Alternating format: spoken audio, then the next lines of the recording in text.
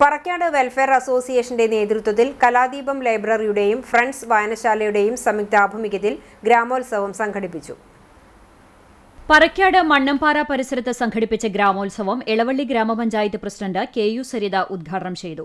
Parakkad welfare association president Parameswaran Thachamkulam അധ്യക്ഷനായി. വാഗ്മിയും പ്രഭാഷകനുമായ വി.കെ. സുരേഷ് ബാബു മുഖ്യാതിഥിയായി. മാതാപിതാക്കൾ മനുഷ്യരായതുകൊണ്ട് മാത്രം നമ്മൾ മനുഷ്യരാകില്ലെന്നും കാലഘട്ടത്തിനനുസരിച്ച് വികാസം പ്രകടിപ്പിക്കുമ്പോഴാണ് യഥാർത്ഥത്തിൽ മനുഷ്യരായി മാറുന്നതെന്നും സുരേഷ് ബാബു പറഞ്ഞു. മനുഷ്യനാകണം മനുഷ്യനാവണം മുരുകൻ കാട്ടാക്കടയുടെ കവിതയാണ്.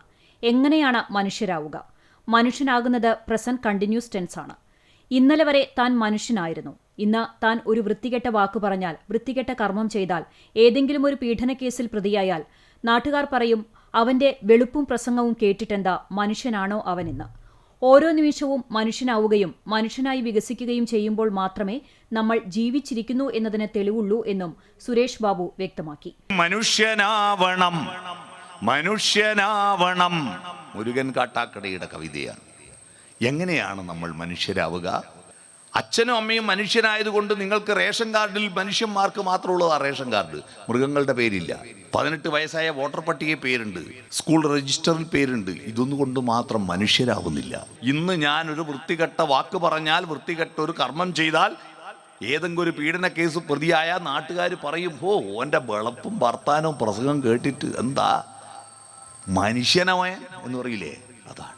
ഒരു നിമിഷം മതി. ഓരോ നിമിഷവും മനുഷ്യനാവുകയും മനുഷ്യനായി വികസിക്കുകയും ചെയ്യുമ്പോൾ മാത്രമേ നമ്മൾ ജീവിച്ചിരിക്കുന്നു എന്നതിന് തെളിവുള്ളൂ. അതുകൊണ്ട് നമുക്ക് കാത്തിരിക്കാൻ നേരമില്ല.